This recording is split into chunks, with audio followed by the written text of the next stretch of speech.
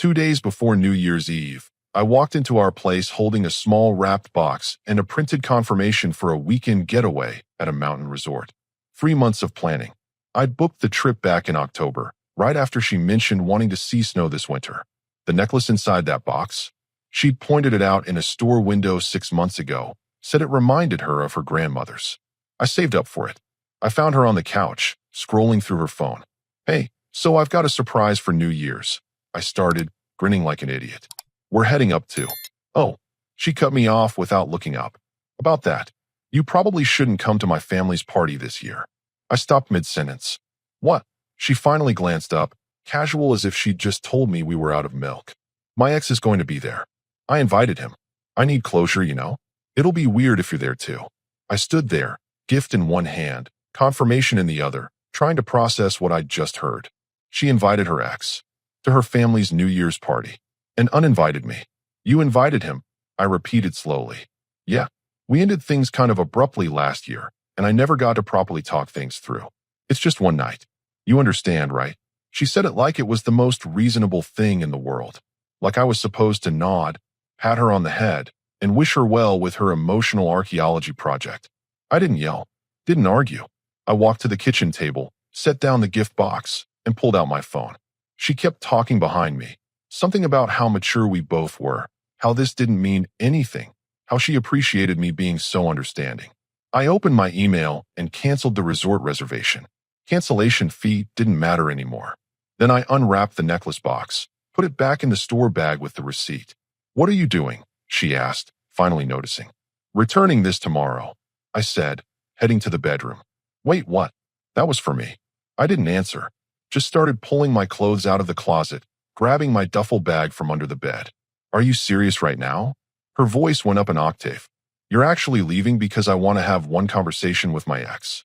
I zipped the bag, turned to face her. You uninvited your boyfriend from your family's New Year's party, so you could invite your ex-boyfriend for closure.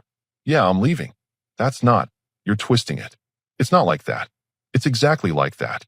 She tried a different approach, softening her voice. Baby, come on. Don't be like this. I thought you'd understand. I thought you loved me enough to. I loved you enough to plan a whole trip, buy you something you mentioned half a year ago, and think we'd start the new year together. You loved closure, with your ex more than any of that. So yeah, I understand perfectly. I grabbed my bag, walked past her to the door. She followed, panicking now, grabbing my arm. Wait, stop. Can we just talk about this? You're overreacting. I pulled my arm free gently but firmly. There's nothing to talk about. Enjoy your closure. And I left. Spent that night at my buddy Eric's place. My phone started blowing up around midnight. Texts, calls, voicemails. She cycled through every emotion in the book. First, confusion. How could I be so dramatic? Then anger. I was being childish and controlling.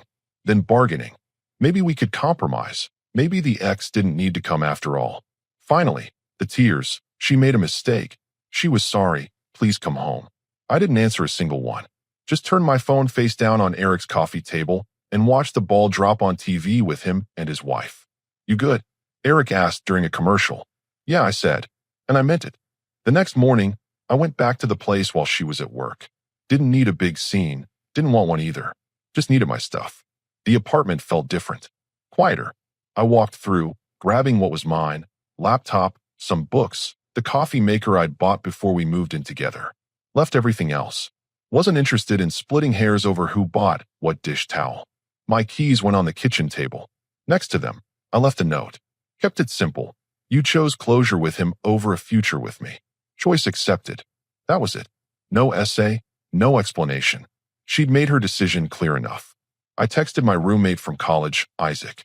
We'd shared a place for 2 years before I moved in with her. He'd gotten a bigger spot since then, had an extra room. You still got that spare room? I typed. Yeah, why? Need a place for a bit. Doors open. You good? Getting there. Moved my stuff in that afternoon. Isaac didn't pry, just helped me carry boxes and pointed me to the room. That's what I appreciated about him. He knew when to ask questions and when to just hand you a drink and put on a game. My phone kept going off. She'd figured out I'd been there, seen the note. The messages came in waves. That note was cruel. You didn't even give me a chance to explain. I canceled with him. Happy now. Why are you being so cold? I didn't block her. Didn't respond either. Just let the notifications pile up. Friends started reaching out. Mutual ones, mostly her friends who had my number. Cassidy texted first.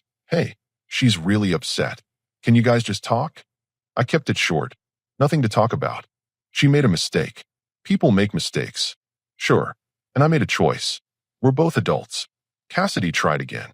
You're really going to throw away 2 years over one fight? I didn't throw it away. She did when she uninvited me for her ex tell her to stop sending people to convince me otherwise. That ended that conversation. Then Maya called. She was more direct. Dude, what happened? She's saying you just left out of nowhere. Out of nowhere. I almost laughed. She told me not to come to her family's party because her ex needed closure. I had a whole trip planned, Maya. A gift. She picked him over me for New Year's Eve. Silence on the other end. Oh, Maya said quietly. She didn't mention that part. Yeah, figured. That's messed up. It is what it is. You need anything? I'm good. Thanks for checking the actual story first. By day 3, the messages from her changed tone. Less anger, more panic. I was wrong. I see that now. Please can we just meet and talk? I miss you. I'll do whatever it takes. I read them all. Didn't answer. What was there to say? She'd shown me exactly where I ranked when it mattered. That wasn't something you could apologize away. Isaac noticed me staring at my phone one night. She's still blowing you up? Yeah. You gonna respond? I set the phone down. Nope. Good man. He tossed me a can of soda from the fridge. You know what the best part about New Year's is? What? Fresh start. Clean slate. He raised his can. To not being somebody's backup plan. I clinked my can against his. To not being somebody's backup plan. And for the first time in 3 days, I felt the knot in my chest loosen just a little. New Year's Eve came around. Isaac had plans with his girlfriend, offered to cancel, but I told him to go. I wasn't sitting around moping. Called up a few guys from work. We grabbed dinner at this burger place downtown, nothing fancy. Just good food and decent company. We watched the countdown at the bar. Everyone around us counting down, couples kissing at midnight, the whole thing. I raised my glass with the guys, wished them a good year, and that was that. No drama, no sadness.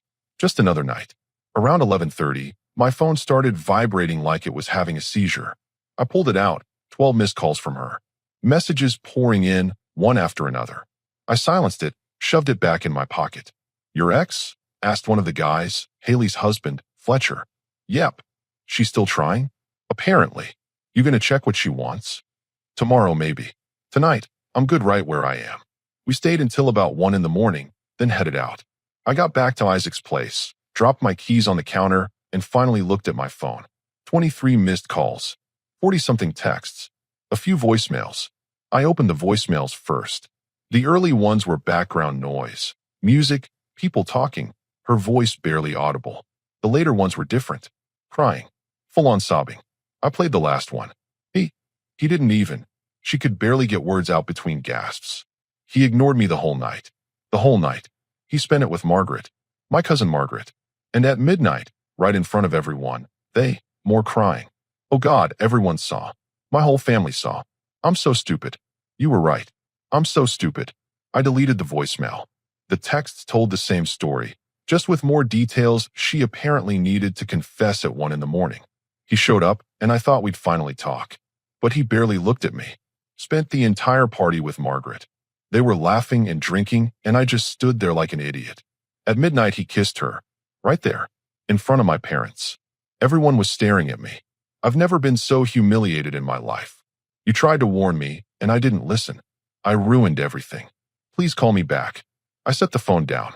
Sat there on the edge of the bed for a minute, just taking it in. She'd invited her ex for closure. He'd shown up and spent the night flirting with her cousin. Kissed her cousin at midnight. In front of her entire family. I should have felt vindicated. Should have felt that rush of, I told you so. But honestly, I just felt tired. My phone rang again. Her name on the screen.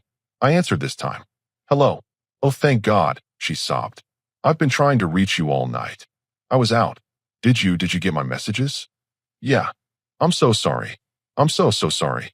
You were right about everything. I was an idiot. I threw away what we had for nothing. He didn't want closure. He didn't want me. He humiliated me. I didn't say anything. Please, she continued. Please can we talk? I know I messed up. I know I hurt you. But I learned my lesson. I swear I'll never. You didn't learn a lesson. I cut her off. You got embarrassed. No, You made a choice. You picked him over me. The only reason you're calling now is because your plan blew up in your face. If he'd actually wanted you back, we wouldn't be having this conversation. That's not. Yeah, it is. She went quiet. Then, quieter. So that's it? You're just done. I was done 3 days ago when you uninvited me. This just confirmed I made the right call. I made a mistake. You did. And I'm not interested in being the person you settle for after your mistake didn't work out. I hung up. She called back immediately. I didn't answer. Turned my phone off completely and went to bed. Best sleep I'd had in days. The next week was when she really ramped things up. I'd underestimated how desperate she'd get. Monday morning, I'm at my desk at the engineering firm where I work, halfway through my coffee, when reception calls up. Hey, there's someone here to see you. Says she's your girlfriend.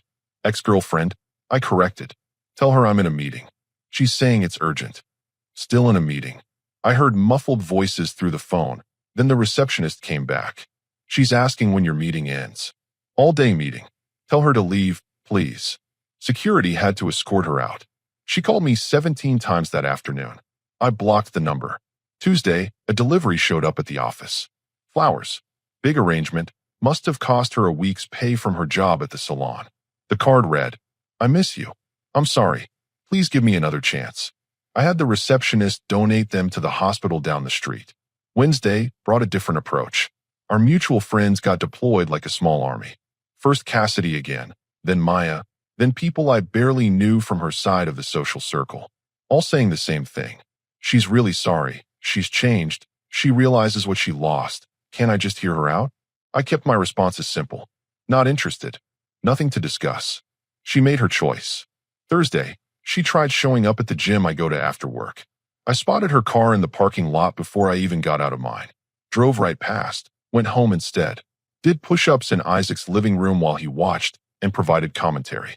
38, 39, come on, don't quit on me now. That's 40. She's still parked out there. I checked my phone. She'd texted, I saw you drive away. I just want to talk. Probably. I said, getting back into position. 50 more.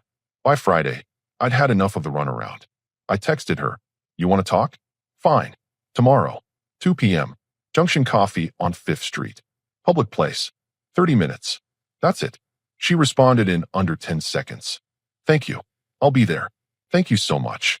Saturday came. I showed up at 2 on the dot. She was already there, sitting at a corner table, and clearly she'd prepared for this. Hair done, makeup perfect, wearing that blue dress I'd once said looked good on her. She'd brought her A game. I sat down across from her in jeans and a t-shirt. Hi, she said, trying a smile that didn't quite work. Her hands were shaking slightly around her coffee cup. Hey, thank you for coming. I know you didn't have to. I'm here so you'll stop showing up places. Not because I want to reconcile. Let's be clear on that. Her face fell a little, but she recovered. I understand. I needed to say some things. Face to face. 30 minutes. I reminded her, checking my watch. 29 now. She took a breath. I was wrong. About everything. I see that now. I took you for granted. I don't know what I thought. That you'd always be there, I guess. That I could have this conversation with him and you'd just wait around for me. I didn't respond. Just let her continue. But watching him ignore me all night, watching him with Margaret, having my whole family see me standing there alone at midnight like some pathetic, she stopped, composing herself. It made me realize what I gave up, what I threw away. You planned that whole trip. You bought me that necklace. And I tossed it aside like it meant nothing. It did mean nothing, I said. To you. That was made pretty clear. No, it meant everything. I just didn't see it until it was too late. But it's not too late, is it? We can fix this. I can fix this. How exactly do you plan to fix it? I'll do whatever you need. Therapy, counseling, whatever. I'll make it up to you every single day. I'll prove that I've changed, that I understand now. You understand what exactly? She blinked. That I made a mistake? No. You understand that your plan failed. That's different. That's not fair, isn't it? If your ex had wanted you back, if he'd spent that night talking to you instead of your cousin, would you be sitting here right now? She opened her mouth, then closed it. Couldn't answer that. You're not sorry you disrespected me. I continued. You're sorry it didn't work out the way you wanted. You're sorry you ended up embarrassed instead of getting your closure. That's not the same as genuine regret. I do regret it, she insisted, voice rising slightly. An older couple at the next table glanced over. She lowered her voice. I regret all of it. I was selfish and stupid and I hurt you. I know that. You did. So why can't we move past it? Because I don't want to. Because you showed me exactly who you are when things got complicated. And I'm not interested in wondering when you'll do it again. I wouldn't. You don't know that. Neither do I. But I'm not sticking around to find out. I stood up. She grabbed my wrist. Please, don't go. We still have 20 minutes. I gently pulled my hand free. No, we're done. Stop calling. Stop showing up. Stop sending people to talk to me. Move on. I have. I walked out. Didn't look back. Got in my car and drove away. She didn't follow this time.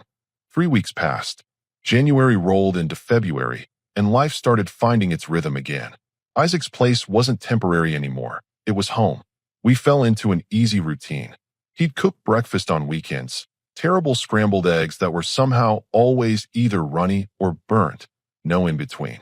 I'd handle dinner during the week, nothing fancy, just basics. We'd split the bills, split the chores, split the remote control time. It worked.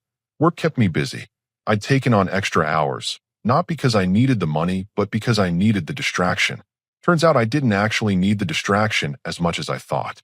After that coffee shop meeting, she'd finally stopped.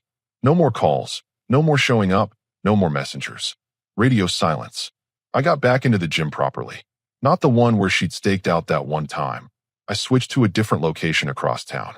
Started going 4 times a week instead of my usual 2. The routine felt good. Clear head, clear goals, measurable progress. Friday night. Isaac convinced me to go out with him and some people from his work. I wasn't huge on the bar scene, but I went anyway.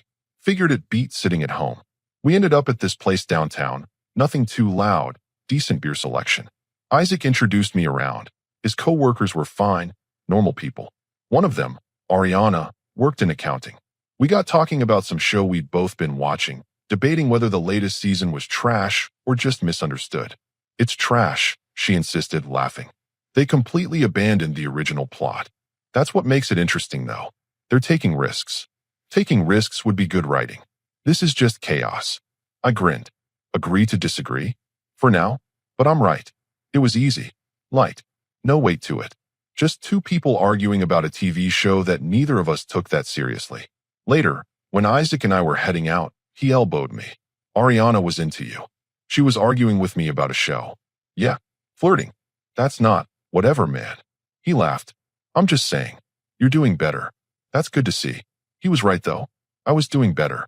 The anger had faded weeks ago. The hurt, too. Now it was just nothing.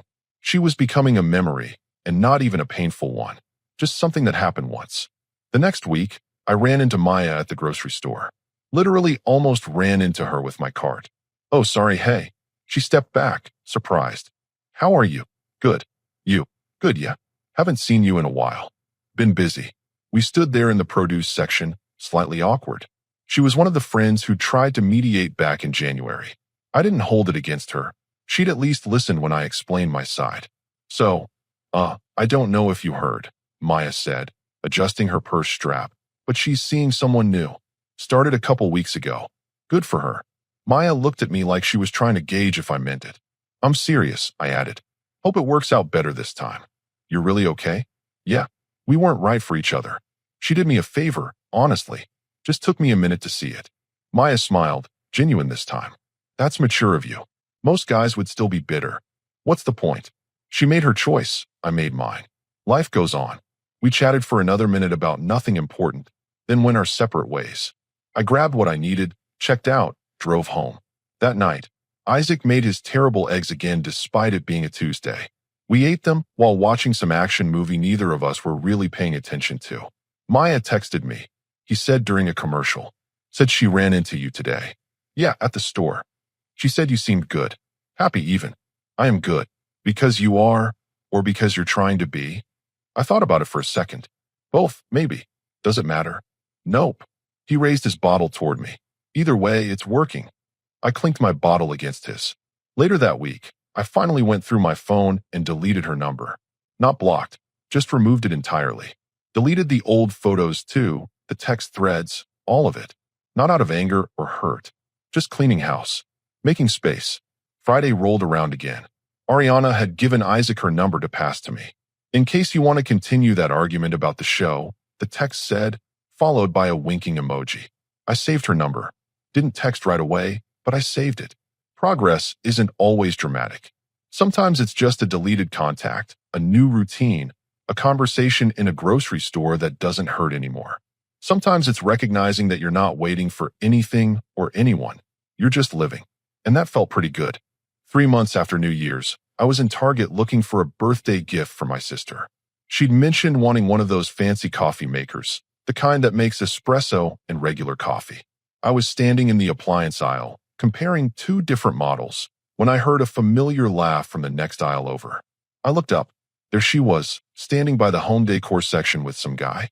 Tall, beard, looked like he spent time at the gym. They were looking at picture frames together, her holding up 2 options while he gave his opinion. She hadn't seen me yet. I could have just left, gone to a different section, avoided the whole thing. But I didn't. I went back to comparing coffee makers. A minute later, I heard her voice closer. Oh my God. I glanced up. She'd rounded the corner, frozen mid-step, staring at me. The new boyfriend stayed back, sensing something. Hi.